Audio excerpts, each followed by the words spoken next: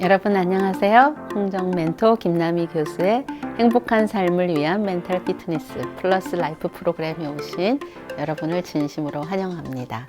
오늘은 긍정적인 나대기 6강 즐거움 더하기 훈련을 함께 진행해 보도록 하겠습니다. 제가 얼마 전에 서점에 가서 새로 나온 책들을 이렇게 보다가 우리 김경일 교수님의 적정한 삶이라는 책을 고르게 되었습니다. 그래서 책을 읽다가 책 속에서 제 눈을 끄는 한 문구를 발견했는데요. 바로 만족감이 지혜로운 사회라는 문구가 눈에 띄었습니다. 만족감이 지혜롭다라는 거 어떤 의미일까요? 먼저 만족에 대해서 찾아보고 싶다는 생각이 들었습니다. 제가 사전에서 만족이라는 의미를 찾아봤더니 마음이 흡족함, 또 모자람 없이 충분하고 넉넉함 이라는 뜻이었습니다. 우리가 잘 알고 있는 그런 의미였던 것 같아요. 저는 단어의 의미를 찾아볼 때 한자 뜻도 찾아보는 편인데요. 제가 서치를 하다 보니까 만족은 가득 찰 만과 발족자로 이루어진 한자인 것을 알 수가 있습니다. 그리고 그 의미를 이렇게 풀이해 놓았던 것 같아요. 물이 정수리까지 차지 않고 발에만 차도 만족할 수 있는 그런 마음이다 라는 표현을 보게 된 것 같습니다. 그래서 만족에는 주관적인 의미가 포함되어 있다라는 것을 조금 더 깊이 생각해 볼 수 있는 시간이 되었던 것 같아요. 그리고 그 책에서는 만족감이 지혜롭지 않으면 불만족이 지속되고 불행도 계속된다 라고 이야기하면서 포만 중추에 관한 이야기를 하고 있었습니다. 우리 두뇌에는 배고픔을 인식하는 중추와 또 배가 가득 찼다는 포만을 인식하는 중추가 있다고 합니다. 그런데 이 포만 중추가 고장이 나면 배가 부르지 않다라고 느끼기 때문에 계속해서 먹게 되고 그것이 건강에 문제를 일으키는 것을 알 수가 있죠. 이런 음식에 관한 만족이 고장났을 때 우리에게 닥쳐오는 불행처럼 우리 마음의 만족도 고장이 나면은 여러 불행들이 온다라는 생각을 하면서 만족이 지혜롭다라는 것의 중요성을 다시 한번 살펴보게 된 것 같습니다. 저는 만족이 지혜롭기 위해서 우리에게 꼭 필요한 훈련이 있다면 바로 즐거움 더하기 훈련이 아닐까 하는 생각을 해봅니다. 행복한 삶을 살기 위해서 자극적인 쾌감 또 지속적인 불안, 공포에서 벗어나서 작은 행복과 소소한 즐거움을 키우는 능력이 만족감을 지혜롭게 할 수 있다고 생각했기 때문이었습니다. 제가 학생들과 함께 이 즐거움을 더하게 하기 위한 그런 플러스 라이프 훈련을 진행했다라고 지난 시간에 말씀드렸는데 이번 학기에도 감사, 칭찬, 친절의 이야기를 나누다 보니까 여러 즐거운 추억들이 그 속에 녹아있는 것을 알 수가 있었습니다. 한 여학생의 이야기가 굉장히 인상적이었어요. 이 친구는 엄마한테 정말 적절한 친절을 베풀고 싶어서 엄마가 좋아하는 것들에 관한 이야기를 나눈 후에 그 중에서 하나를 뽑아서 엄마에게 서프라이즈로 선물을 한 이야기를 수업 시간에 나눠서 박수를 받은 친구가 있었습니다. 엄마가 얼마나 즐거워하고 기뻐했는지 또 그런 엄마를 보는 자신이 얼마나 행복했는지를 나누어 주어서 저희들 모두를 행복하게 해주었던 것 같아요. 근데 재밌는 건 그 수업을 들은 한 남학생이 자기도 똑같은 그런 걸 해봐야 되겠다라고 생각을 했대요. 그래서 집에 가서 엄마에게 뭘 좋아하는지 물어보고 또 그 중에 하나를 자신이 서프라이즈로 엄마한테 선물을 했더니 이 남자친구의 엄마는 정말 눈물을 흘리면서 예, 감동을 했다는 그런 이야기를 저에게 그 다음 주에 또 들려주어서 저희가 감동을 받게 되었던 것 같습니다. 학생들의 플러스 라이프 활동을 통해서 하품처럼 전염되는 이런 즐거움의 이야기들을 들을 수가 있어서 정말 행복한 그런 시간들을 갖게 되었습니다. 저는 또 다른 모임에서도 즐거움을 더하는 작은 활동들의 중요성을 깨닫게 된 적이 있었던 것 같아요. 몇 년 전에 그 마약 중독을 회복하기 위해서 회복자들을 위한 그런 모임에, 그런 공개 모임에 제가 참여한 적이 있었습니다. 그곳에서는 마약 중독을 극복하기 위해서 어떤 노력을 하고 있는지 각자의 경험을 나누고 또 서로 격려하고 지지하는 그런 모임이었는데요. 한 중년 남자분의 이야기가 너무 인상적이었어요. 그분은 중독을 극복하기 위해서 최근에 새롭게 한 활동을 하고 있다라고 이야기했는데, 그 활동이 너무 의외의 활동이었습니다. 바로 셀카 찍기였어요. 사실 중년의 남자분들이 그렇게 자주 하는 활동은 아닌 것 같은데, 이분은 셀카를 찍으면서 변화된 자신의 삶의 이야기를 저에게 들려주셨습니다. 셀카를 찍다 보니까 자꾸 자신의 얼굴을 들여다보게 되잖아요. 그래서 마약으로 찌들었던, 또 망가졌던 자신의 외모가 문제가 있다라고 느끼게 되면서 운동도 하고 또 잘 먹고 또 웃는 연습도 하면서 점점 변화되는 자신을 보면서 그게 자신에게 희망이 되었다는 이야기를 들려주었습니다. 셀카 찍기는 개인의 성장을 넘어서 관계의 성장을 가져온 것을 알 수가 있었습니다. 셀카를 혼자만 찍는 게 아니라 주변 사람들에게 같이 찍자고 하면서 셀카를 찍고 또 공유하고 또 그거에 관한 서로의 피드백을 나누다 보니까 대인관계가 예전보다 훨씬 부드러워졌다라는 이야기를 그분께서 하셨어요. 어떻게 보면 셀카 찍기라는 굉장히 간단한 그리고 아주 소소한 활동이지만, 그 활동이 마약 중독을 극복하는 굉장히 큰 어떤 목표를 이루어 가는데 중요한 그런 역할을 하고 있다는 것을 알게 되면서 작은 즐거운 그런 활동들의 중요성을 다시 한번 깨닫게 된 것 같습니다.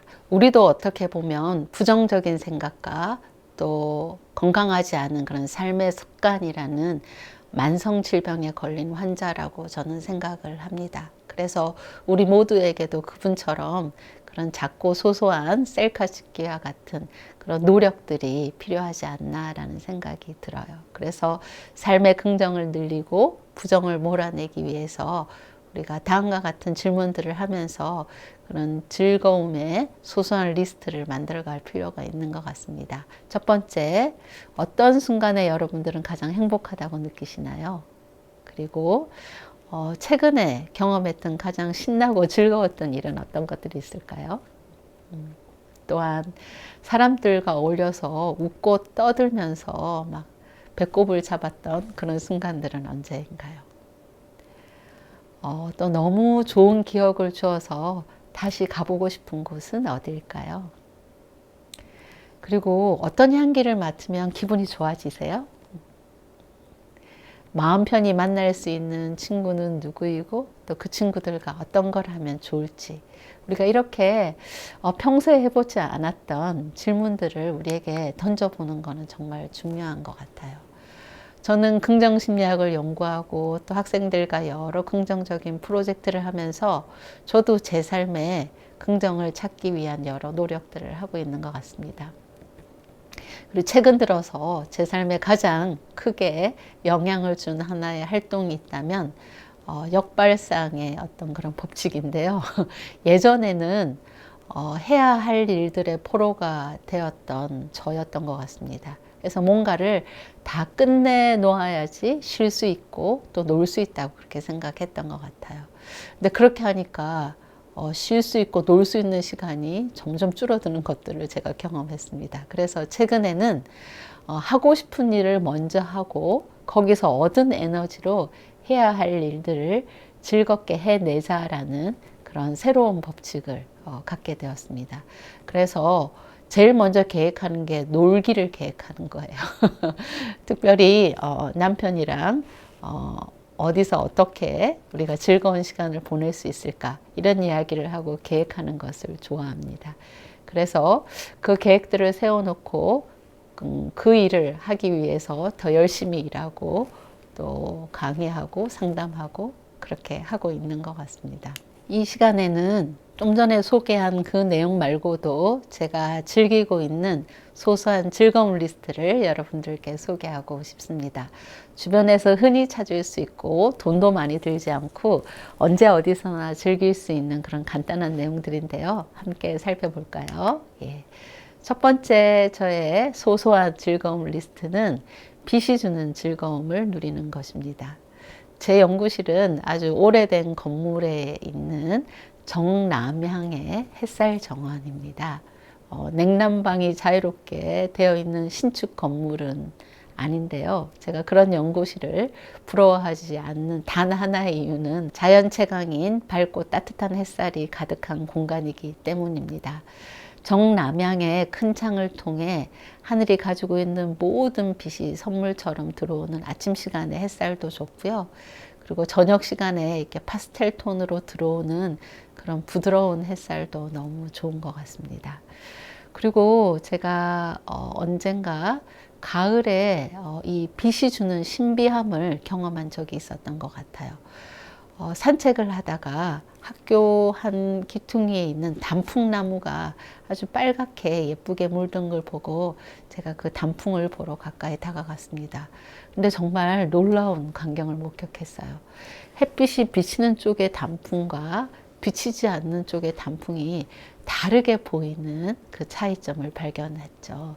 햇볕이 이렇게 비치는 쪽의 단풍이 이렇게 햇볕이 금빛 테두리를 이루고 또 이 햇살이 비추는 빨간색은 어두운 곳에 있는 빨간색과 다른 더 아름다운 그런 빛인 것을 발견하면서 빛이 얼마나 소중한 존재인지를 제가 다시 경험할 수 있었던 것 같습니다. 저의 두 번째 소소한 즐거움 리스트는 산책하는 즐거움을 누리는 것입니다. 저는 걷는 걸 되게 좋아하는 것 같아요. 그리고 제가 근무하는 대학은 대학 중에서 녹지가 가장 많은 곳 중에 하나여서 걸을 수 있고 산책할 수 있는 좋은 곳이 많습니다. 제가 가장 좋아하는 산책로는 저희 학교에 있는 호수인데요. 그 호수는 산 중턱에 있어요. 그 호수에 가려면 이렇게 숲길을 지나가야 되는데 그 숲이 아주 오래되고 깊은 숲이어서 마치 유럽에 있는 그런 숲길과 같다는 생각을 할 때가 있습니다. 저는 틈만 나면 가벼운 복장을 하고 그 숲으로 향합니다. 사계절의 변화를 감상하면서 걷다 보면 안 풀리던 문제도 풀리고 또 미웠던 마음도 가라앉고 또 쓰고 싶은 글감도 떠오르고 찾지 못했던 그런 아이디어도 걷다 보면 또 얻게 되는 것 같습니다. 제가 즐기는 또 다른 즐거움 리스트는 놀이가 주는 즐거움을 누리는 것입니다. 얼마 전 명절에 아이들과 친척들과 함께 보드게임을 하게 되었습니다. 정말 오래간만에 게임을 하게 되었는데요. 순발력을 요하는 보드게임이었는데 예전에 정말 한 순발력 하던 저였는데 나이가 들면서 이 순발력이 떨어져서 아이들과 게임을 하면서 계속 제가 지게 되었습니다. 그렇지만 이 느린 순발력으로 생기는 그런 행동들 때문에 오래간만에 정말 배꼽이 빠지도록 웃어보았던 것 같습니다. 놀이만큼 좋은 그런 치료제는 없는 것 같아요. 우리 윷놀이 하면서도 정말 즐거운 그런 경험들 많이 하셨을 것 같은데 어린 시절에 했던 놀이, 이런 다양한 전통 놀이들이 우리를 행복하게 해주었던 기억을 여러분들이 잘 활용하시면 좋을 것 같습니다. 또 다른 리스트는 책이 주는 즐거움을 누리는 것입니다. 큰 서점이나 자신만의 개성이 있는 작은 서점, 그리고 조용한 도서관의 한 구석에서 새로운 책과 또 그들이 열어주는 낯선 세상을 경험하는 일은 제가 누리는 작은 호사 중에 하나입니다. 최근에는 좋아하는 작가들의 책을 찾아서 읽으면서 작가들과 친구가 되어가는 그런 경험도 좋아하는 것 같아요. 그리고 또 누군가가 고민을 이야기하면 내가 읽었던 책 중에서 그 사람에게 꼭 맞는 책을 추천하는 즐거움도 있고요. 또 내가 추천한 책을 읽고 학생들이 소감문을 써오면 그 소감문을 통해서 학생들의 생각을 또 알아가는 것도 좋은 것 같습니다. 그리고 이제는 책을 읽는 데서 넘어서서 책을 쓰는 즐거움도 경험하게 되는 것 같습니다. 책을 쓰는 일은 사실 조금 힘들기는 한데, 그렇지만 책을 쓰고 나니까 이 책을 통해서 제가 전혀 알지 못했던 사람들과 또 소통하고 연결되는 정말 신비로운 경험을 하면서 책은 저에게 정말 보고와 같은 그런 존재인 것을 알 수가 있었습니다. 또 다른 저의 즐거움의 근원은 땀을 흘리는 즐거움을 경험하는 일이에요. 사실 땀을 흘리는 것이 조금 괴롭기는 하죠. 그렇지만 땀을 흘리기 전까지는 힘든데 땀을 흘리고 나면 정말로 저에게 좋은 유익을 주는 것 같습니다. 땀을 흘리면 몸 안에 있는 노폐물이 빠져나오는 것 같죠. 운동을 하거나 또 어떤 일을 열심히 하면서 땀을 흘리고 나면 그 땀이 주는 그런 쾌감이 있는 것 같아요. 그리고 더 좋은 건 땀을 씻어내는 샤워를 하고 그 뽀송뽀송해진 그런 기분을 느끼는 일이 또 더 즐거운 일인 것 같습니다. 네 번째는 선물을 나누는 즐거움입니다. 선물을 받는 것도 좋고요. 제가 좋아하는 선물을 받거나 또 누군가가 나를 생각해서 선물을 주는 거를 경험하는 건 정말 행복한 일인 것 같습니다.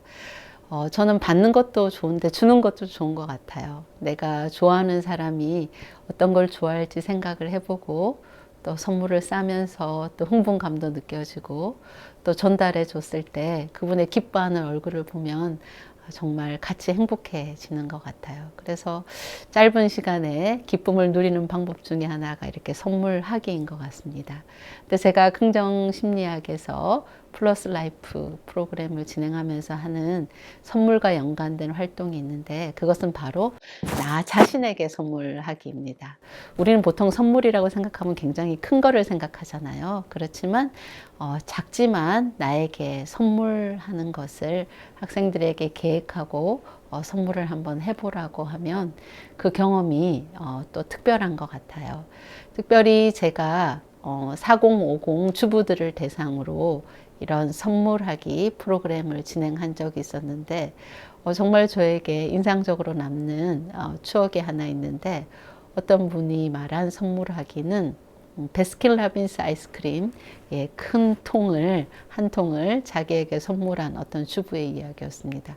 사실 얼마 하지 않잖아요. 그런데 주부다 보니까 아이스크림을 사놓으면 사춘기 아이들이 금방 먹어서 없애버리고 자기는 진짜 아이스크림을 좋아하는데 그 아이스크림을 이렇게 즐길 수 있는 그런 기회가 늘 없었던 주부였던 것 같아요. 그래서 자신을 위해서 베스킨라빈스에 가서 정말 자기가 좋아하는 아이스크림들을 고르고 그것을 더 즐겁게 먹고 또 꽁꽁 숨겨놨다가 자기가 좀 지치고 힘들 때 꺼내서 이렇게 먹으면 그 아이스크림을 먹는 시간이 너무 행복했다라는 이야기를 들은 적이 있습니다.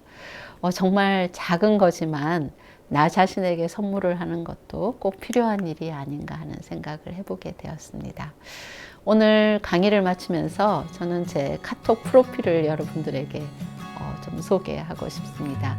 제 카톡 프로필은 How to live creatively, How to die gracefully 라는 문구입니다. 제가 어떤 강연에서 들었던 문구인데요. 너무 마음에 들었어요. 그래서 제가 강연이 끝나자마자 포스트잇에 적어서 그 포스트잇을 그대로 제 연구실 들어오는 문에 붙여놓고 그 사진을 찍어서 제가 카톡 프로필에 올렸습니다. 제가 카톡 프로필을 바꾸지 않고 계속 유지하고 있어요. 그것은 바로 정말 저에게 중요한 내용이기 때문입니다. 저는 정말 창의적이고 즐겁게 살고 싶고요. 그래서 죽을 때 후회하지 않고 정말 우아하게 정말 잘 살았다, 정말 행복하게 살았다라고 이야기하면서 우아한 죽음을 맞고 싶은 것 같습니다. 죽을 때 어떤 일을 하지 못해서 힘들어하는 사람들은 없다고 합니다. 반면에 많은 사람들이 즐거움과 사랑을 나누지 못한 것을 뼈아프게 후회하면서 죽어간다는 것을 책을 통해서 배운 적이 있습니다. 그래서 후회하지 않고 사는 방법을 저는 생각해 봤는데요. 바로 즐거움을 더해가는 삶이 아닌가라고 생각을 해봅니다. 그래서 여러분들도 즐거움 더하기를 실천하심으로 더 행복하고 풍성한 삶을 살아가시길 간절히 바라면서 오늘 강의를 마치도록 하겠습니다. 감사합니다.